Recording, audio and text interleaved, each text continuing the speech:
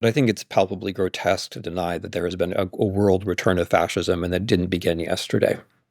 And so then, as you say, if we were confronted with all of these empirical signs of fascism, and again, one can disagree about exactly what fascism is, but the signs, no matter whose definition you take, are overwhelming. It doesn't matter whose definition you take. The signs are overwhelming. They're there. And so why do we not accept that? And I think that has to do with the second part, right?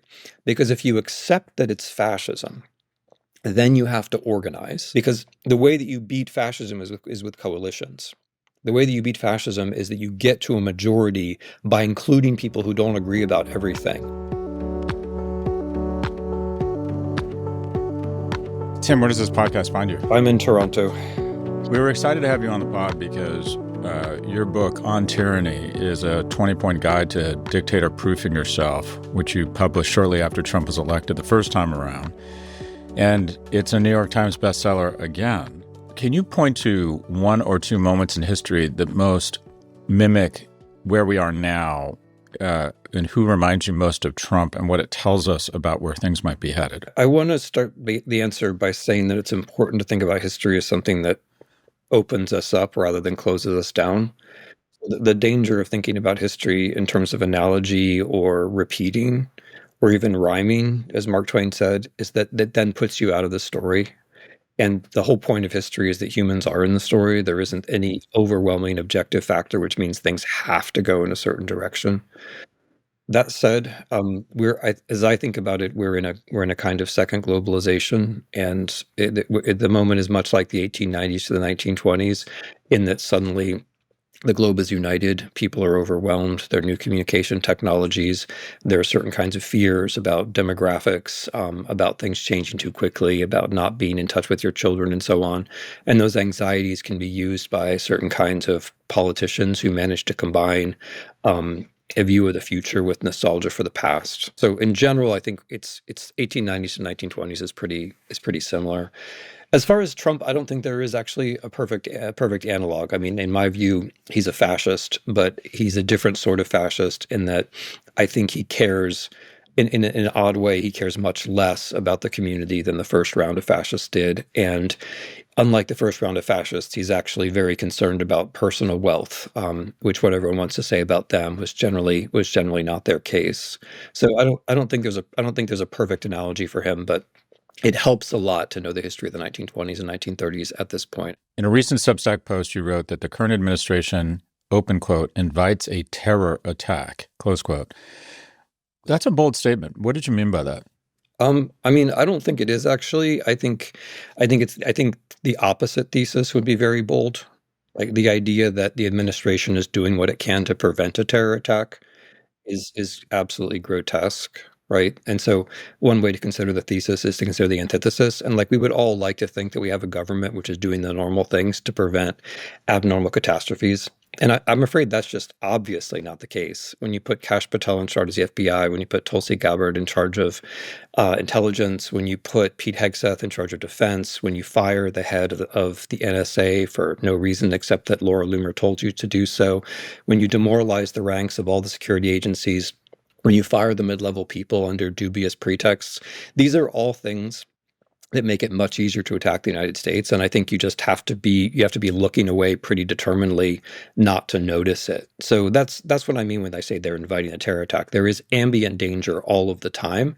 And what they're choosing to do is to ignore the actual danger. This is the second part, and to focus their eyes and ours on invented things, right? So suddenly like Tesla is the center of terrorism, or, El Salvadoran guys in Maryland are the focus of terrorism.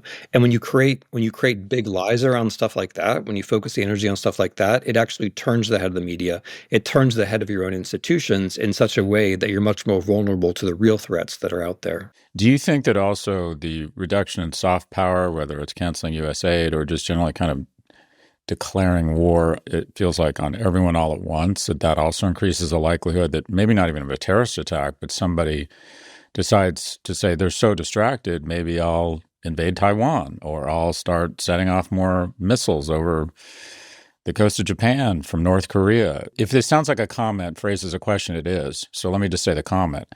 I would argue that we're every world leader is thinking, if this is a time to distract a divided and distracted America, it would be now. Yeah, no, I want to affirm both the major and the minor thesis in that comment, and I'm happy to treat your comments as questions. I mean, the minor thesis is that when we are when we make enemies unnecessarily, we are encouraging terrorism. So it's not just that we're putting our defenses down, which we're clearly doing. It's also that we're inviting the offense, which we're also clearly doing. I mean, one can't be precise about what combination of motives is going to spark people, but we have a combination now of Trump giving permission, Trump and the people around him giving permission to at least right-wing domestic terrorists because he is pardoning them, right? And creating an atmosphere which normalizes their behavior. Many of their views are now held inside the White House, but he's also randomly alienating almost everybody at the same time and the around the world. And the people he isn't alienating, like the Russians, aren't going to stop operations inside the United States just because he's trying to be friends with them, right? So it's a cocktail of all the worst things at the same time. And then to pick up your major thesis, yeah, this is also true at the level of conventional national security. What the Trump people are doing is draining American power out of the system because the international system, our power in the international system depended upon, among other things, relationships, trust, alliances, reliability, treaties. We're breaking all of those things, thereby draining our own power out of the system. But everybody else's power remains. Everybody else is now more relatively powerful with respect to us. And so, of course, they can now afford to think about interventions and adventures, which they wouldn't have been able to think about before. I agree completely. If the risk profile has gone up for the U.S. and we're sort of have high blood pressure or incredibly high cholesterol, meaning we're more prone to some sort of exogenous event or opportunistic infection, who do you think, one, is there or are there winners, and who are they from America's distraction and what feels like own goal? Yeah, wonderful question. The most obvious winner, of course, is Vladimir Putin in Russia. The Russians started a war that they couldn't win without American assistance.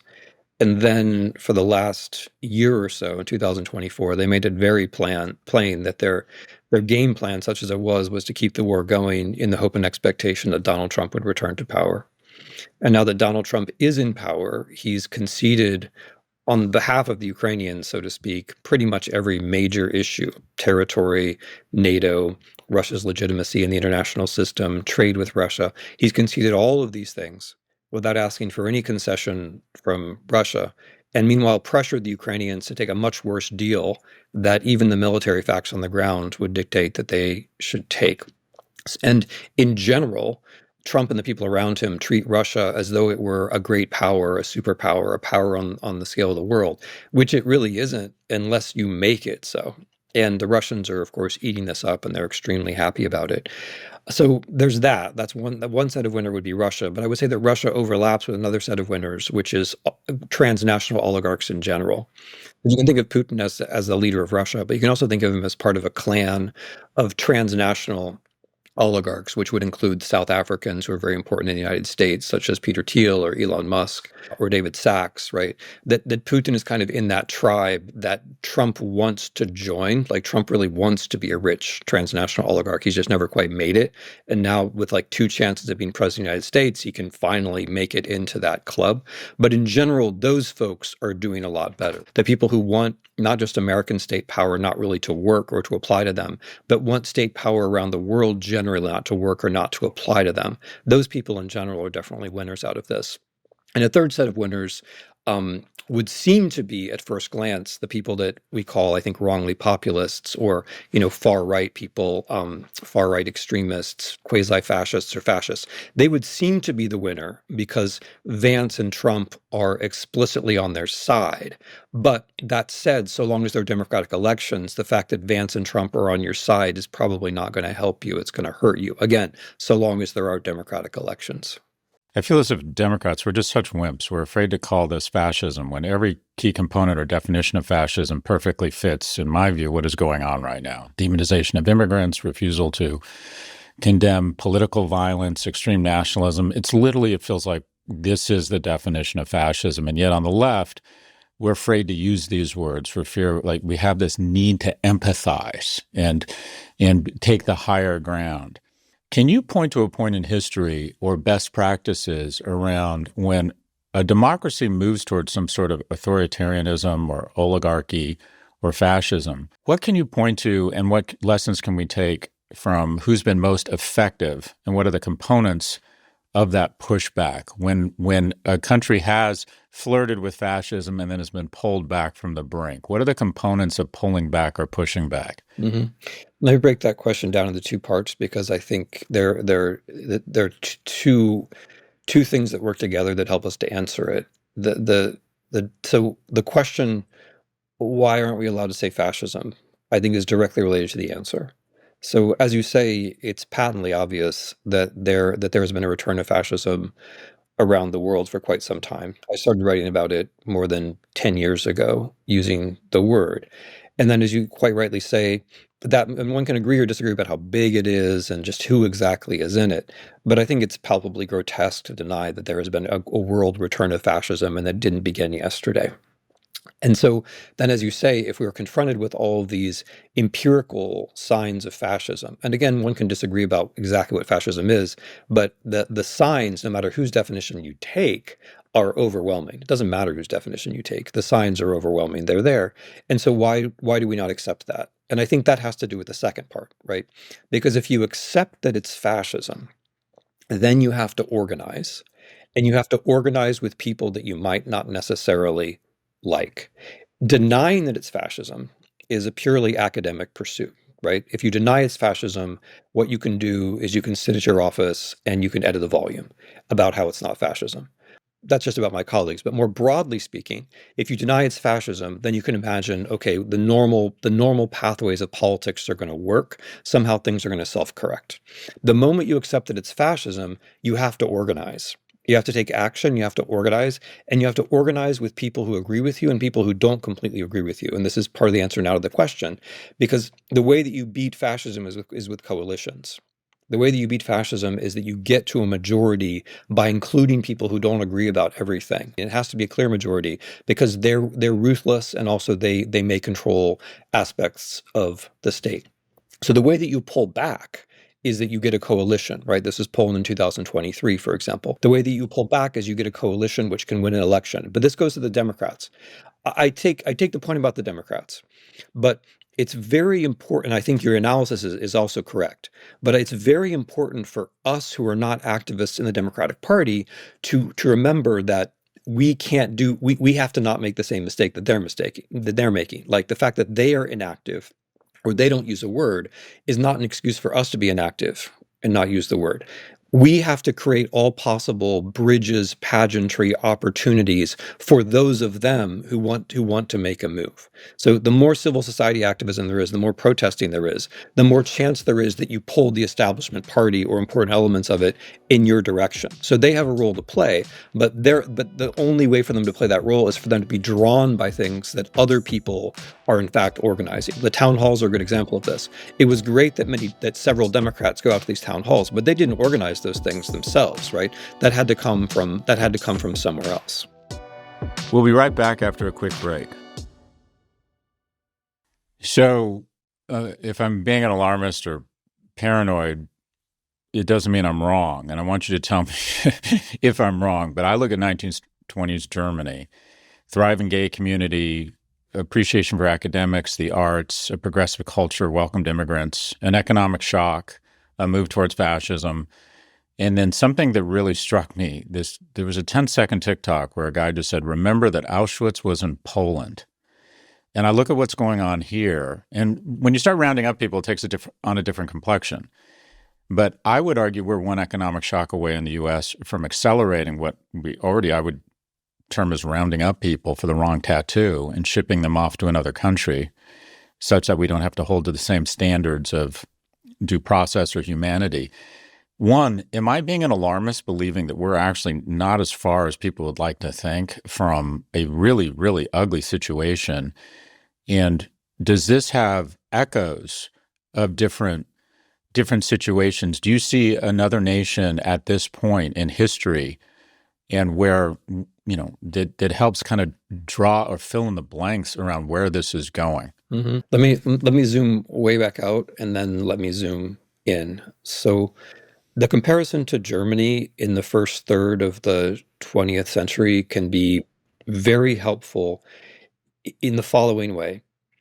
The 20th century, as your question already suggests, could have been Germany's century.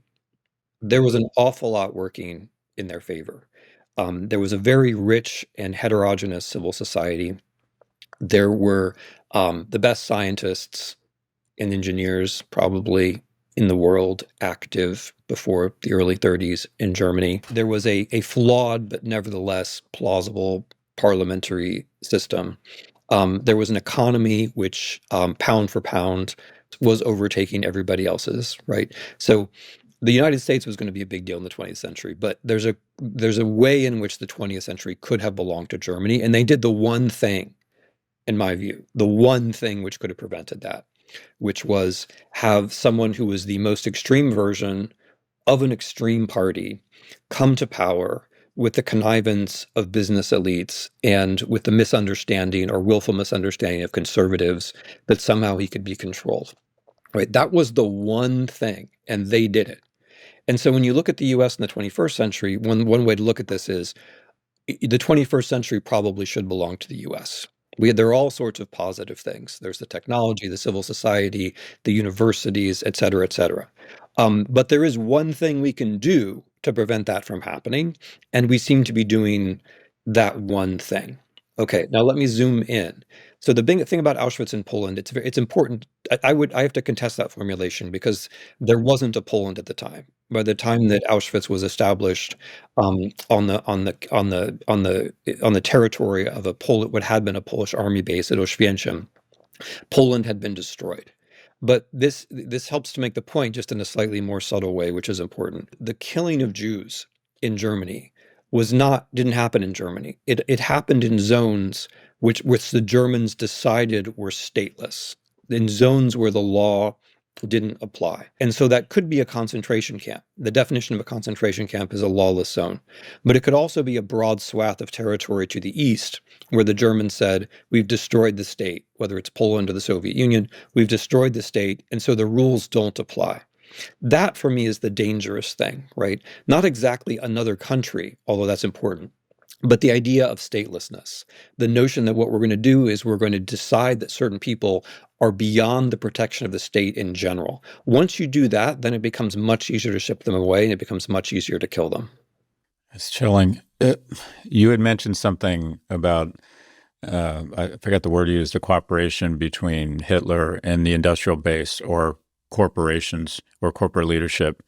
And I don't think enough people know the history around the alliance between, I think it was loosely, corporations asked, said, Hitler, if you crush the trade unions, we'll support you. And then it just ran away from them. And I see real parallels here now. And that is, I'm not exaggerating. I've probably talked to a dozen Fortune 500 CEOs who are just so angry and upset and think what Trump is doing is so wrong.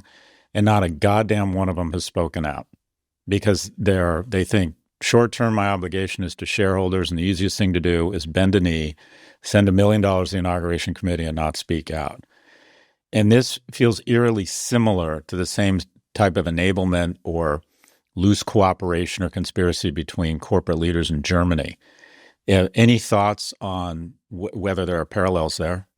That's such an interesting question, and I feel like just pivoting a little bit, Scott. This is really a moment when it would help if Americans listened to other people. So, like, it's all well and good, and I'm glad to do it for us to be sitting here and talking about historical parallels. But there are actually lots of German, businessmen and women today in German foundations who act on the basis of what they think they learned in the 1930s. And so, I mean, maybe I'm wrong and something like this has already happened, but there's probably much to be said for some kind of summit precisely among American and German CEOs to talk about the question that you've just asked. Because there are plenty of people now in Germany who are running corporations extremely well, but who have these kinds of lessons on their mind all the time. And that's also for me a broader lesson. If you'll just forgive me, to extend the pivot, it's a broader lesson about resistance in the U.S. now in general. There are a lot of folks from Ukraine or Poland, successful cases, or even people from mixed cases, like Slovenia or Hungary, who have experience that is really relevant to this moment. And I feel like we don't do enough to reach out to them and to get that relevant experience. We tend to be trapped in our own exceptionalism and say, okay, something's happened. It's never happened to anybody before. What could we possibly learn? And then we spend that moment obsessing about ourselves, and then we move on to the next moment. But yeah, but getting back to your question, there were sort of two stages to this. The first is that you think it's okay because he's against the labor unions, and that really was the problem the first time around. That German businesses were against I mean, this is a little bit stronger, but they were against democracy because they thought in democracy the labor unions were too strong. And so that's not exactly the case now, but it's something that CEOs should be thinking about. Am I being drawn towards something because I think these are the ones who are harder on the trade unions than the other ones? And then the second move, which you also already see, is the solicitation of specific companies, um, on the premise that they can make money under this regime in a way they couldn't have made it before. Like Auschwitz, to use something you mentioned earlier. German companies are brought to Auschwitz on the principle that, look, there's going to be cheap controlled labor, there's access to water, we can do chemical manufacturing here, this is a good site, it's going to be profitable. And of course, there's also money to be made by rounding up American migrants. There's money to be made by creating a surveillance state. And so particular companies are being recruited into that. So yeah, I mean, capitalism doesn't push obviously one way or another, right? Like, it's wrong to think that capitalism automatically generates fascism. It's certainly also wrong to think that capitalism automatically generates democracy. The people who are in charge of companies are historical actors. And we know, not just from the history of Germany, but from the history of coups and counter coups in general, that how the leaders of industry react matters a great deal to how things turn out. So we've been talking a lot about Trump. Any historical reference or analogies explaining or comparing similar situations to what's going on with Elon Musk, wealthiest man in the world, the seizure of what I would argue is power that's not constitutional at the approval of the president. And just, I haven't seen anything like this in my lifetime. What historical references can you ground Elon Musk in, if any? Number one, I mean, we've been talking about the 20s and the 30s, and the Marxist analysis of fascism back then was that it had to do with the wealthiest of people, which it wasn't true. I mean, as we've talked about, certainly capitalists played a role in the rise of Hitler to power, and then certain capitalists profited in certain ways, which are worth remembering from Nazi rule. But it wasn't actually the oligarchs of the world, right? There was no overall plan of global capitalism to bring people like Hitler to power. 100 years later, there is. That's the ironic thing. Like 100 years later, there we do have people like Elon Musk who do have huge amounts of global power and who are quite literally trying to bring fascists to power around the world. And maybe it's for reasons of ideology, maybe it's for reasons of convenience because they don't like state power because state power can regulate their companies. But we actually now do have a thing which was, I think, talked about 100 years ago but not real, and now is real but not talked about, which is, not that all oligarchs are fascists. I mean, there are oligarchs all over the place politically, but we do have fascist oligarchs, and we have fascist promoting oligarchs. We have oligarchs who are promoting fascism. So that's not exactly historical precedent. It's more like historical irony that we have the thing now. I gave a lecture a couple of weeks ago in New York at the public library about paganism, which was a little bit bold on my part, but and a little bit humorous because I think we need humor. But I think the kinds of politics we're talking about, where people worship a leader, that's fascist, right? Like, the way that people worship Elon Musk is fascist, but the the way that Musk and Trump and so on operate by giving out gifts, the sort of everyday corruption, or if you want to put it in an anthropologically neutral way, a gift-giving culture where politics is reduced to there's a chieftain at the center, and the chieftain has the authority to give gifts and expects gifts in return. I think there's a reason why that's not familiar historically or, personally to you or to me. And that's because that's essentially a, pre-Christian or a pre-state way of doing things. They're chieftains, they come and go, their power depends upon charisma plus the ability to give gifts. I think that's where we are. And it's an almost prehistorical way of doing politics, which is why history flails a little bit when you try to find historical analogies for it. We'll be right back. Support for the show comes from Adobe Express. With social media, email, and a growing variety of online ads, there are more touch points than ever between your business and its customers. Adobe Express is here to make sure your smallest touch point is as polished, impactful, and on brand as the biggest. The brand kits in Express make following design rules a breeze. Templates for flyers, banners, emails, social posts, and more have all the professional quality Adobe is known for. And generative AI that's safe for business gives everyone the ability to make images, rewrite texts, and produce effects using simple text prompts. You can create campaigns, resize ads with a click, and even translate content automatically. Work that used to take weeks now takes minutes or even seconds. Adobe Express also makes collaboration, approval, and sharing easier so any team can become a well-oiled content machine. And if you're leading your team, you can monitor it all from your admin console. That means you have one centralized place where you can ensure that every asset is right and that everyone is synced. Go from fragmented to business-friendly. Switch to the quick and easy app to create on-brand content, Adobe Express. Learn more at adobe.com/express/business. True story, I've actually used Adobe Express, and I was genuinely impressed with how easy it is to create professional content that you can immediately push out. We're back with more from Timothy Snyder. So something I've just been unable to wrap my head around, and I'm rather than just attacking them for these actions or these gestures, Steve Bannon and Elon Musk, in my view, purposely gave Nazi salutes. And I'm trying to wrap my head around what are the objectives there? Is it just to show a certain level of macho and thumbing your finger in the face of convention? Is it an attempt to rally a group of people around a fascist ideology? I'm just curious what ran through your head when not once, but twice, a person who's a senior advisor to the president, the wealthiest man in the world, gave what looked like to me Nazi salutes. When you saw that, what ran through your head? I'm gonna start in a place where I think is more interesting than my head. I was not long after that, I was in Berlin, and I was talking to a very courageous and consistent left-wing organizer friend. We were at a bar, we were having a drink, and he said, I think he's right. He said, eventually they always do it. Like they have to do it. And I knew what he meant. He meant Musk and the Hitlergruß, that salute. I want to take a step sort of below your question about what they're thinking or what the calculations are. I think it may be something more fundamental than that, which is that they like to do it. It makes them feel like they are who they are when they do it. My friend's point was that there's something in the shape of their lives which eventually leads them to give that salute. And I think we shouldn't discount that and think about it just in terms of the signal they're sending or where it goes politically or what it means to, people like me. I think that that's a big part of it, that like that performing with your body in a way which is unambiguous, which is not rejecting reason, which is calling forth a similar salute from other people.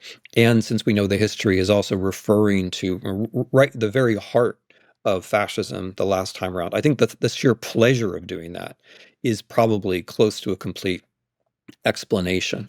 I think, the secondary thing would be the normalization of it, that you're trying to break all the taboos. And of course, when you do it, you then, this is the 21st century part. You do it, then you deny it, you say it was just a joke, you say it never happened, whatever. It was a wave. Yeah, exactly. Yeah, but what you're after though is you're trying to change normality. right? You're trying to turn every taboo into a joke. And the taboos around liberalism, rule of law, democracy are built on notions of human decency, protection of the private sphere, respect, truth, and so on. And so you're trying to turn those taboos into a joke. I think that's the secondary bit. So you were at Yale and you moved to Toronto. Why? Why have you moved to Canada? I mean, there's a baseball team that plays downtown. Um, I'm theoretically a French speaker, and they speak French here, at least in this country. I was there, like the major considerations had to do with family things, which I'm not particularly keen to talk about. So lifestyle, it's a lifestyle move, not ideological. We don't need to read No, any deeper no. I into mean, it. if any, no. I mean, there's this weird timing thing now where I'm kind of caught in this historical conjuncture and feel a little helpless about that. But I had already moved to Toronto. I've been Right. recruited for 3 years, actually more like 10. Enough said. No one needs an excuse to move to Toronto. It's a wonderful city. I moved to London, and it's been great. And it's neither here nor there in terms of politics. And I think that's what you're saying. Yeah, I moved here for reasons which had to do with time of life, essentially. And now that I am here, I'm going to continue to do, what I can. I tend to think that people like a lot. If I have anything views to say, it has to do with experiences outside the United States. But I'm going to make, really sure that I also spend a lot of time inside the United States. This things have not turned out the way that I hoped they would turn out, but now that they have turned out this way, now I have to stay engaged. So I will. So it almost feels sort of inconsequential or somewhat trivial compared to the things we've been talking about. But these tariffs sort of declaring war on everyone all at once. And I can tell how old I'm getting. I'm totally fascinated with World War II, and I set everything against the context of World War II. And I think of, Hitler's big mistake was essentially declaring war on everyone all at once, specifically declaring war on Russia when he didn't need to. Help me understand, if we can understand, these tariffs and an individual and what analogies or what historical context there is for this sort of economic multi-front declaration of war against everyone all at once. Well, before we get to that, I'm just going to say something much more boring, which is that whatever the motive of tariffs are, they do have an objective effect. And that objective effect we're not actually really feeling yet in the United States. The knockoff effects on supply chains are just now starting to take hold, and they will be felt more and more severely in coming weeks and months. So whatever Trump thinks he's doing, one lesson of the 1920s and 1930s, of course, is that if you wreck the economy by way of tariffs, you're setting the stage for more radical things to happen. So as far as attacking everybody all at once, my take is that they think that the way power works is by way of these kind of one-off demonstrations of like masculine barking, where you do like you bluster, like you take you stick out your chest and you bluster and you use lots of big words and stuff. And then the notion is that the other person makes concessions and you're better off in the end. And I think they think that's how American businesses will react to tariffs because everybody will look for a carve out. And in looking for a carve out, going back to your earlier question, they will then be, less likely to speak up against the regime. And they think that other countries will do the same thing, that other countries are by definition weaker than the US, and so therefore they have to immediately react. I think that's the theory. I think it's a dumb theory, of course, because you end up minimizing U.S. power because no one takes you seriously, including they don't take you seriously also when you propose a remedy, right? You're never trusted again in the same way. But it's also a dumb theory because it just overestimates the scale of U.S. power. And this gives me occasion to say something I wanted to say and forgot in response to your earlier question. I mentioned when you asked who does this benefit, I mentioned Russia and I mentioned oligarchs. But the big winner, the big long-term winner is obviously China. Because what we have done is we've said to the world, hey, look, China is a more reliable trade partner than we are, right? So we've bailed Russia out in the short term in Ukraine, and we've bailed China out in the long term on the scale of the world. Recognizing none of us have a crystal ball, are you comfortable making any sort of predictions as to what you think the likely scenarios are in America over the next 2, 3 years? There's so many variables, there's so many things bouncing up against one another. It's like if you think about different historical moments, like there are moments where more things are possible than usual. So, like after the First World War, what I'd like to think of as the bandwidth of possibility was just much broader. Right? Things like Lenin and things like Hitler were possible then, and they wouldn't have been possible at other times because you'd had this globalization with its hopes and then with its collapse around a major war. And now, now we're in this other globalization, which is also facing its collapse. The war isn't as major. The Russo-Ukrainian war is a horribly huge war, but it's not on the scale of the Great War. But it's also facing its collapse in the person of somebody like Trump. And so there's just things are possible now that weren't possible before. I worry a great deal about an exogenous shock, like the terror attack that we were talking about earlier, and what that would set off. And I think it's we have to kind of internalize that possibility because we have to recognize that in the scenarios we're talking about, it's almost I mean, you can't be certain about anything historically, but it's as certain as you can be that Trump, Vance, Musk would treat such an exogenous event as a reason to try to finish off the republic completely. Another thing I worry about is that because the Trump people overestimate the power of bluster and the power of the United States federal government in general, because they don't really understand that institutions don't work just on the basis of like charisma and giving orders, that they're going to get us to a situation where federal institutions are going to break down, or that federal institutions and the institutions of the 50 states are going to be in irreconcilable clashes. I worry about that a great deal. I think that's a scenario that has been understated, that institutions of the federal government will just stop working and that states will then begin to wonder what we're getting out of all of this, and that there will be some kind of crisis within our own federal system. That's I guess a second scenario that I worry about. In addition to like the obvious thing that we've been talking about the whole time, which is Trump, Musk, that milieu seeking to somehow get around the rule of law, and the things are married to each other. You can get around the rule of law. You can change the nature of the federal government, but what you can't do is then predictably know what's going to come next, and it isn't all internationally or nationally going to be in your favor. You can you can slam the door on democracy, and you can break everything inside the house of democracy, but then when you walk out into that brave new world that you're created, it's not like the weather is always going to be beautiful and in your favor. So I apologize for jumping around, but you're one of the leading historians on Ukraine, and I'd be remiss not to ask before you go. The optimist looking at the glass half empty, is this an opportunity that sort of Uncle Sam is not only inconsistent but crazy and can no longer be depended upon? And is this an opportunity for Europe to actually become a union, $19 trillion collective economy versus $2 trillion in Russia, and provide Ukraine with the support such that they can continue to push back on Russia? Or am I being naive? That's the one rational hope. And if, regardless of whether there's a ceasefire or whether there's a quote unquote peace deal, I really hate the way that the noun deal is now being attached to everything as though, deal making is the highest human achievement. But regardless of whether on paper there's, some kind of accord, the threat of Russia and the possibility or the reality of Russia making war on Ukraine or other European countries is going to be very real and imminent into the indefinite future, at least until Putin loses power, which means that Europe has to respond in some way if it wishes to exist, because the attack on Ukraine was also an attack on the broader principles of the existence of the European Union, namely that there is a post-imperial way of doing politics, that one can share sovereignty rather than violate sovereignty, that you can have bureaucratic, boring, ritualistic, bureaucratic, iterative relationships as opposed to martial, military, destructive relationships, and so on. And the Russians are very explicit about this. The Russian doctrine of foreign policy is that the EU is an artificial creation which has no right to exist, because in fact the only thing that matters are empires and a multipolar world and so on. So if they want to exist, they have to step up with respect to Ukraine.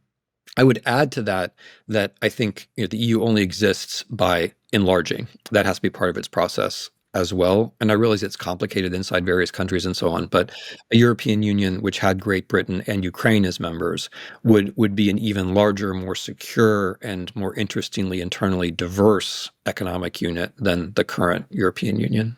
So we only have you for a couple more minutes. You've been very generous with your time. Just a kind of a lightning round here. What are the biggest risks we're not paying attention to, and what are you most optimistic about? I'm optimistic about American protests. I'm optimistic about people who haven't protested before who are protesting now.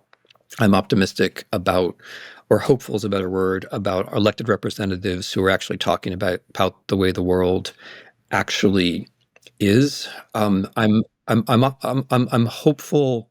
I'm hopeful about Europe. I think this a set of European leaders, Macron, Starmer, Merz, uh, in Poland, uh, Donald Tusk.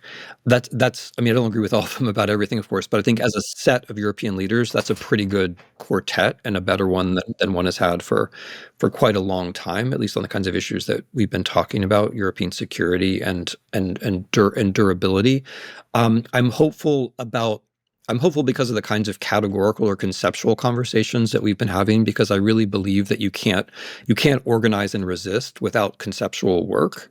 And it's hopeful to me that the people who I know who are organizers are getting maybe closer to the people who I know who are conceptualizers, and that the organizers are conceptualizing, and some of the conceptualizing are organizing.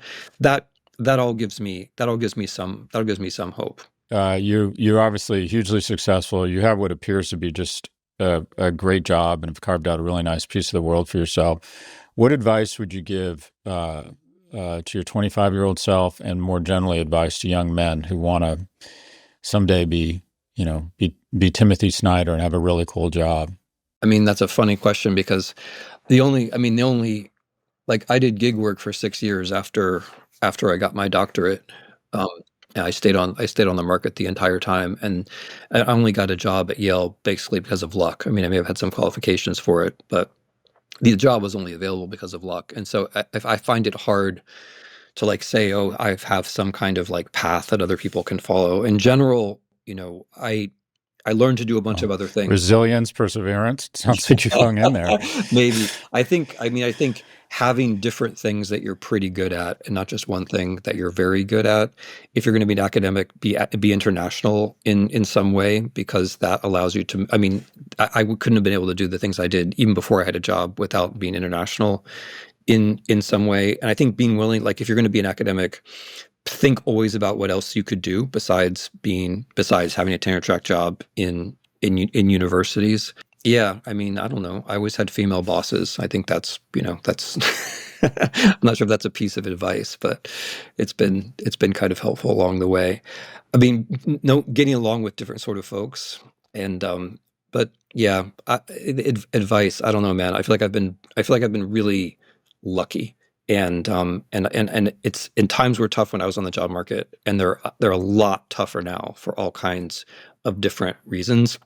I don't think people should get PhDs unless they really, really love what they're doing, because you have to take a lot of time to do it, and then once you do it, you have to love what you're doing enough to try to be aware that you might have to do it somewhere else besides the academy. So anyway, you caught me off guard with that one. That's the best I could do.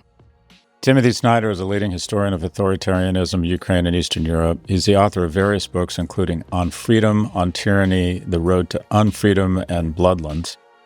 After over 2 decades at Yale, he joined the University of Toronto's Monk School of Global Affairs. He joins us from the great city of Toronto.